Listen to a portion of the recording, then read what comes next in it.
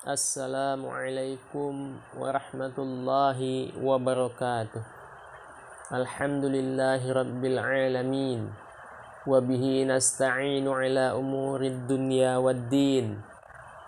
Allahumma salli wa sallim wa barik ala sayyidina Muhammad wa ala alihi wa sahbihi ajma'in, amma ba'du. Kaum muslimin dan muslimat rahimakumullah. Tema pembahasan kita pada hari ini adalah nikmat kemerdekaan. Perlu kita menyadari bahwa nikmat kemerdekaan, bahwasanya kemerdekaan Indonesia adalah nikmat dari Allah Subhanahu wa ta'ala, bahkan termasuk nikmat yang besar.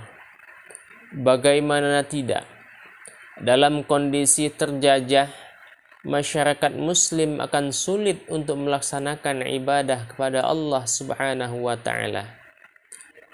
Para pejuang kemerdekaan dan pendiri bangsa ini menyadari sepenuhnya memang mereka berjuang, bahkan mengorbankan nyawa. Namun, yang kuasa menganugerahkan kemerdekaan hanyalah Allah Subhanahu wa ta'ala. Sehingga dicantumkanlah pengakuan ini dalam pembukaan Undang-Undang Dasar 1945. Atas berkat rahmat Allah yang Maha Kuasa, dan dengan didorongkan oleh keinginan luhur supaya berkehidupan kebangsaan yang bebas, maka rakyat Indonesia menyatakan dengan ini kemerdekaannya. Dengan menyadari bahwa kemerdekaan adalah nikmat dari Allah Subhanahu wa ta'ala, akan memudahkan kita untuk mensyukurinya. Sebagaimana Nabi Sulaiman alaihi salam memandang kekuasaan yang Allah berikan kepadanya. A'udzu billahi minasyaitonir rajim. Bismillahirrahmanirrahim. Hadza min fadli rabbi liyabluwani aashkuru am akfur. Wa man syakara fa innama yashkuru li nafsihi. Wa man kafara fa inna rabbi ghaniyyun karim. Artinya, ini termasuk karunia Tuhanku untuk mencoba aku apakah aku bersyukur atau mengingkari akan nikmatnya. Dan barang siapa yang bersyukur, maka sesungguhnya dia bersyukur untuk kebaikan dirinya sendiri.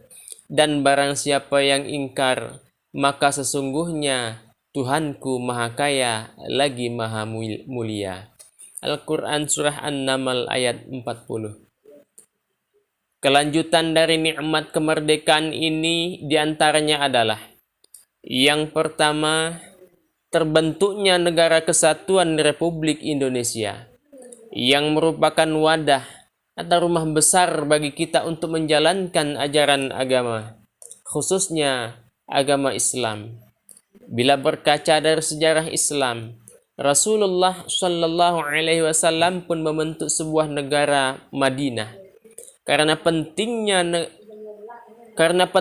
negara untuk menunjang agama, maka Al-Imam Hujjatul Islam Abu Hamid Al-Ghazali di dalam kitabnya Ihya Ulumuddin mengatakan, Al-mulku wad-dinu tau'amani fad-dinu aslun was-sultanu harisun wa ma la asla lahu famahdumun wa ma la harisa lahu fadai'un. Yang artinya, kekuasaan atau negara dan agama merupakan dua saudara kembar. Agama adalah landasan, sedangkan kekuasaan adalah pemelihara. Sesuatu tanpa landasan akan roboh, sedangkan sesuatu tanpa pemelihara akan lenyap.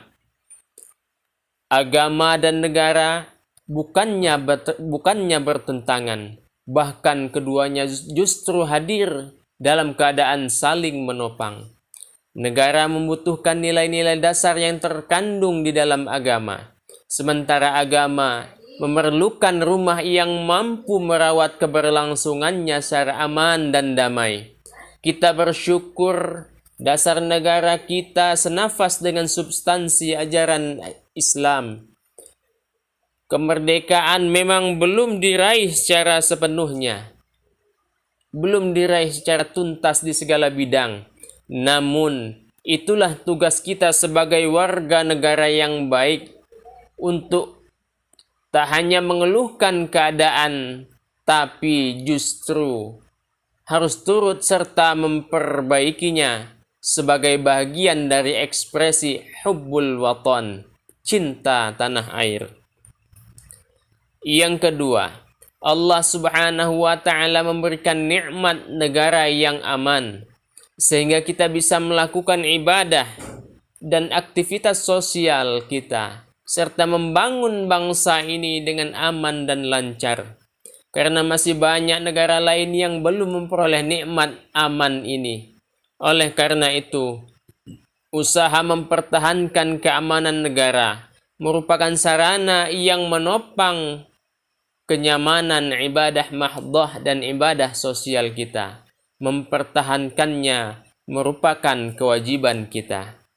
Oleh karena itu, kita wajib selalu mengingat dan bersyukur atas seluruh nikmat Allah Subhanahu wa Ta'ala terhadap kita, seluruh masyarakat Indonesia.